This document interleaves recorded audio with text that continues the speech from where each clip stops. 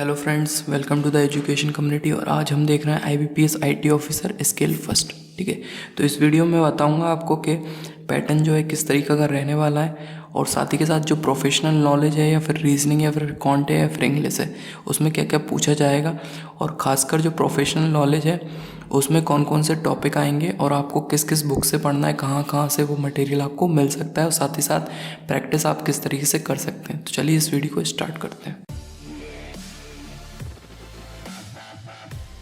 सबसे पहले बात करते हैं सिलेक्शन प्रोसेस की। ठीक है, तो सिलेक्शन प्रोसेस जो है यहाँ पे सिर्फ दो है। ठीक है, पहला एग्ज़ाम मेंस एग्ज़ाम है और दूसरा ठीक है, तो मेंस एग्ज़ाम आपका फाइनल एग्ज़ाम है। इसके बेसिस पे आपको यहाँ पे जो है मेंस एग्ज़ाम में मैक्सिमम मार्क्स लाने हैं, उसके बेसिस पे आपको फिर इंटरव्यू में के लिए आप क्वालिफाई होते हैं, और फिर इंटरव्यू और मेंस के दोनों के मार्क्स यहाँ से जुड़ के आपकी मेरिट बनती है। ठीक है, तो मेंस जो है वो आपका 80 मार्क्स का ये एग्ज़ाम रहेगा, और जो इंटरव्यू है वो आपका 20 मार्क्स का एग्ज़ाम रहेगा। ठीक, मीन्स ये 80:20 एग्ज़ाम होने वाला है। ठीक है, मेंस और इंटरव्यू को मिला के अगर आप मेंस में क्वालिफाई करेंगे फिर आप अपेयर करते हैं इंटरव्यू में। ठीक है, अब इंटरव्यू में भी क्या है, जो एग्ज़ाम होता है, जैसे मान लीजिए अगर 100 मार्क्स का एग्ज़ाम इंटरव्यू में होता है, तो अगर आप जनरल के हैं तो 40% से कम आपको इंटरव्यू नहीं लाना, और अगर आप ST SC OBC के हैं तो मिनिमम आपको 35% इंटरव्यू में लाना पड़ता है। ठीक है, अब हम बात करें मेन एग्ज़ाम की, क्योंकि मेन एग्जामिनेशन सबसे पहला फेस है आपका क्लियर करना मेन एग्ज़ाम। ठीक है, टारगेट रहता है मेन एग्ज़ाम क्लियर करना। ठीक है, तो मेन एग्ज़ाम जो है उसमें 4 सब्जेक्ट्स आपसे पूछे जाएंगे। ठीक है, यहाँ पे सिर्फ मैं IT ऑफिसर की बात कर रहा हूँ, तो यहाँ पे सिर्फ 4 सब्जेक्ट आपको मेंस एग्ज़ाम में पूछे जाएंगे। पहला सब्जेक्ट होता है रीजनिंग, दूसरा इंग्लिश, तीसरा क्वांटिटेटिव एप्टीट्यूड, और चौथा प्रोफेशनल नॉलेज। ठीक है, तो रीजनिंग जो है नंबर ऑफ क्वेश्चन 50 है, इंग्लिश में भी 50 है, और क्वांटिटेटिव एप्टीट्यूड में भी 50 है।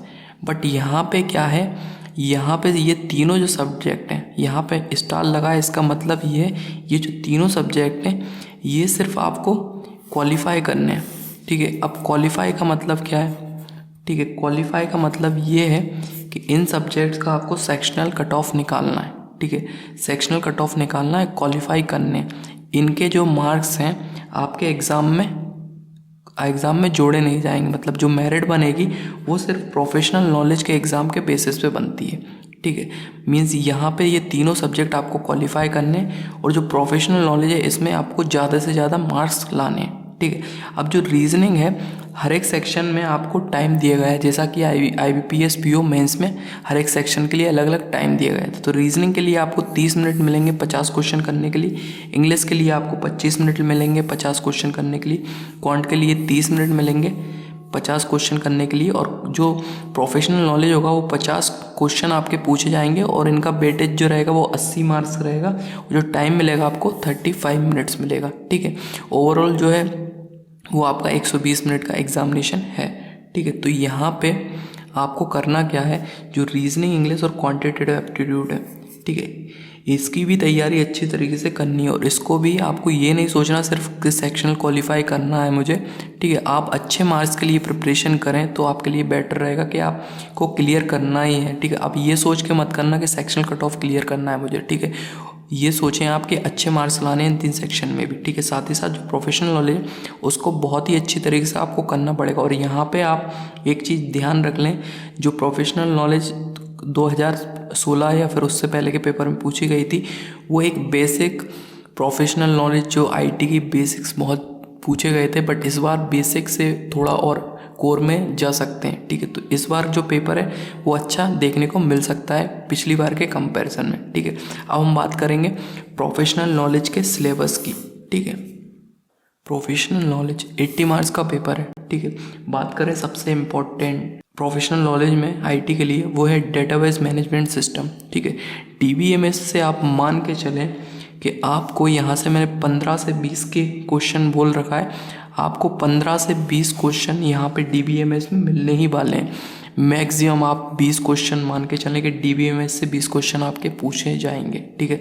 अब DBMS में भी जो आपको पढ़ना है वो आपको RDMS relation database management system, ठीक है, नॉर्मलाइजेशन क्या होता है, ठीक है, 1NF क्या होता है, 2NF क्या होता है, 3NF क्या होता है, BACNF क्या होता है, ठीक है, अप टू 7NF तक आप जा सकते हैं, ठीक है। ओवरव्यू ऑफ SQL क्वेरी, ठीक है, SQL क्वेरीज आपको पढ़नी है, सेलेक्ट क्वेरीज क्या होती है, ठीक है, इंसर्ट क्वेरी क्या होती है, अपडेशन क्वेरी क्या होती है, ठीक है। तो ये सारी क्वेरीज भी आपको पढ़नी है, ठीक है। उसके बाद बात करें ER, ठीक है, तो ER डायग्राम क्या होता है, एंटिटी रिलेशनशिप डायग्राम, वो भी पढ़ना है आपको। ट्रांजेक्शन मैनेजमेंट पढ़ना है, ट्रांजेक्शन्स की प्रॉपर्टी क्या होती है, जैसे एसेट प्रॉपर्टी, ठीक है। तो ये सारी चीज़ें आपको इन डेप्थ पढ़नी पड़ेंगी, ठीक है। अच्छी तरीके से आपको ये सारी चीज़ें पढ़नी पड़ेंगी, बेसिक भी देखने पड़ेंगे डेटाबेस मैनेजमेंट सिस्टम के, ठीक है। अगर आप IT या फिर कंप्यूटर साइंस ग्रेजुएट है तो आपने DBMS के लिए अगर आप बुक की बात करें, ठीक है, तो DBMS के लिए बुक है नवाते, ठीक है, बुक है नवाते। अगर आपने पढ़ रखा है तो आप नवाते से पढ़ सकते हैं, ठीक है, अगर पढ़ रखा है। नहीं तो आप इन सारे जो टॉपिक्स हैं इनकी PDF देख सकते हैं, डाउनलोड कर सकते हैं, आपको अवेलेबल हो जाएगी। और आपको नहीं होती किसी भी चीज़ की PDF तो आप मुझे कमेंट सेक्शन में कमेंट करके बता देंगे, तो मैं आपको PDF अवेलेबल करा दूंगा, ठीक है। दूसरा subject data communication and networking. यहाँ से आपको 10 से 15 क्वेश्चन देखने को मिलेंगे, ठीक है। अब ये जो है ये आप जो बुक से पढ़ सकते हैं, अगर इन डेप्थ अगर पढ़ना है तो एक तो टेनेनबॉम, ठीक है, टेनेनबॉम, ठीक है, और दूसरी जो बुक है वो है फोरोजन, ठीक है, फोरोजन। अब यहाँ पे टेनेनबॉम अगर आपने कभी पढ़ी है तो ही आप इसको पढ़ें, ठीक है, अगर नहीं पढ़ी तो फोरोजन पढ़ें, फोरोजन बेस्ट है, ठीक है। अब तीसरी जो टॉपिक है वो है ऑपरेटिंग सिस्टम, ठीक है। ऑपरेटिंग सिस्टम के लिए भी जैसे ऑपरेटिंग सिस्टम में आपको क्या पढ़ना है वो आप देखें, प्रोसेस क्या होती है, थ्रेड क्या होता है, types of operating system, semaphore scheduling क्या होती है, डेडलॉक क्या होता है, मेमोरी पार्टीशन क्या होती है, या पेज रिप्लेसमेंट क्या होता है। और डेटा कम्युनिकेशन नेटवर्किंग में जैसे नेटवर्क आर्किटेक्चर, ठीक है, OSI मॉडल आपको पता होगा, 7 लेयर मॉडल होता है, TCP IP 4 और 5 लेयर होता है, ठीक है।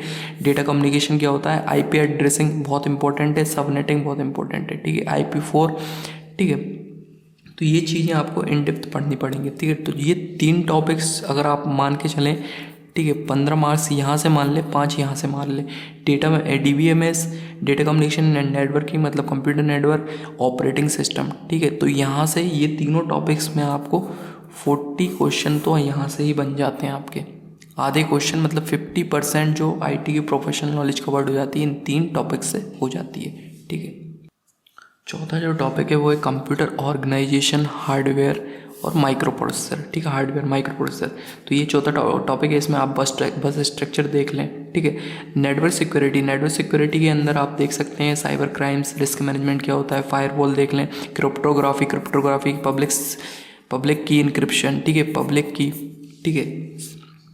पब्लिक की सिमेट्री, ठीक है, इनक्रिप्शन क्या होता है, डिक्रिप्शन क्या होता है, वो सारी चीज़ें आपकी क्रिप्टोग्राफी के अंदर आ जाती हैं, ठीक है। छठी चीज़ है सॉफ्टवेयर इंजीनियरिंग से 2 से 3 क्वेश्चन आपसे पूछे जा सकते हैं। एक तो SDLC से ही क्वेश्चन बन जाता है, सॉफ्टवेयर डेवलपमेंट लाइफ साइकिल से ही बन जाता है। उसके बाद सॉफ्टवेयर डेवलपमेंट मॉडल, ठीक है, तो सॉफ्टवेयर डेवलपमेंट मॉडल जैसे वाटरफॉल हुआ, ठीक है, स्पाइरल मॉडल हुआ, ठीक है। तो ये सारे, या फिर RAD हुआ, रैपिड एप्लीकेशन डेवलपमेंट मॉडल हो, तो ये सारे मॉडल आपको देखने पड़ेंगे सॉफ्टवेयर इंजीनियरिंग में, ठीक है। 7 चीज़ अगर बात करें तो डेटा स्ट्रक्चर 3 से 4 क्वेश्चन, ठीक है। डेटा स्ट्रक्चर से अरे क्या होता है, ठीक है, अरे को इम्प्लीमेंटेशन किस तरीके से किया जा सकता है, ठीक है। 2 डायमेंशनल अरे, 3 डायमेंशनल इस तरीके, ठीक है। लिंक लिस्ट क्या होती है, ठीक है, लिंक लिस्ट की एप्लीकेशन इम्प्लीमेंटेशन वो सारी चीज़ें आपको देखनी पड़ेंगी। स्टैक देखना पड़ेगा, ट्री देखना पड़ेगा, ठीक है, ग्राफ देखना पड़ेगा। तो ये सारी चीज़ें छोटी ये चीज़ें आपको देखनी पड़ेंगी। अब बात करें अगर 8th की, तो 8th है वेब टेक्नोलॉजी, ठीक है। वेब टेक्नोलॉजी की बात करें तो HTML, ठीक है, XML, और यहाँ पे नेटवर्क सिक्योरिटी पहले भी ले चुके हैं हम, ठीक है। यहाँ पे जो नेटवर्क सिक्योरिटी की बात हो रही है HTML XML या वेब टेक्नोलॉजी में, तो वो बात हो रही है SSL की, सॉकेट सिक्योर लेयर, ठीक है। तो ये चीज़ें आपको देखनी पड़ेंगी वेब टेक्नोलॉजी में, ठीक है। ये आपको PDF मिल जाएंगी इनकी, उन PDF में आप ये चीज़ें देख सकते हैं। और अगर आपको नहीं मिलती तो आप मुझे कमेंट करें, देन मैं आपको वो PDF अवेलेबल करा दूंगा। और अगर आप चाहते हैं कि मैं इस पर्टिकुलर इस पर्टिकुलर टॉपिक्स पे अगर वीडियो बनाऊं तो वो आप कमेंट करके मुझे बोल सकते हैं, तो मैं इसके वीडियो भी बनाने की आपके लिए कोशिश करूंगा। ठीक है, जो 9th टॉपिक है वो 9th टॉपिक आपका आ जाता है प्रोग्रामिंग लैंग्वेज। ठीक है, प्रोग्रामिंग लैंग्वेज के बेसिक। ठीक है, तो या तो आप कोई भी एक लैंग्वेज देख लें, सी देख लें। ठीक है, सी देख लें। ठीक है, और सी के थोड़े थोड़े बेसिक सिंटेक्स वगैरह पढ़ लें, कैसे कि आप प्रोग्राम बनाते हैं। ठीक है ना, किस तरीके से फाइल्स को इंक्लूड किया जाता है। ठीक है, तो वो बेसिक देख लें, तो बेसिक का एक पूरा का पूरा आपको कोड दे दिया जाएगा। ठीक है, उस कोड के बेसिस पे आपको एरर बतानी पड़ेगी। ठीक है, अगर आपको ये वाले क्वेश्चन क्लियर करने, हो सकता है ये 1 से 2 लिखे हैं मैंने, यहाँ पे आपको 3 से 4 या फिर 5 क्वेश्चन भी इस प्रोग्रामिंग से पूछे जा सकते हैं। ठीक है, उसमें आपको कोड एरर बतानी पड़ेंगी, क्योंकि यहाँ पे डिजिटलाइजेशन हो रहा है हमारे इंडिया का, तो बहुत सारी चीज़ें अंदर की भी पूछी जा सकती हैं। ठीक है, तो ये चीज़ आप थोड़ा अच्छे से पढ़ लें, यहाँ से 5 क्वेश्चन भी पूछे जा सकते हैं। ठीक है, अब बात करें ओप्स की। ठीक है, तो ऑब्जेक्ट ओरिएंटेड प्रोग्रामिंग, ये आपको पढ़ना पड़ेगा।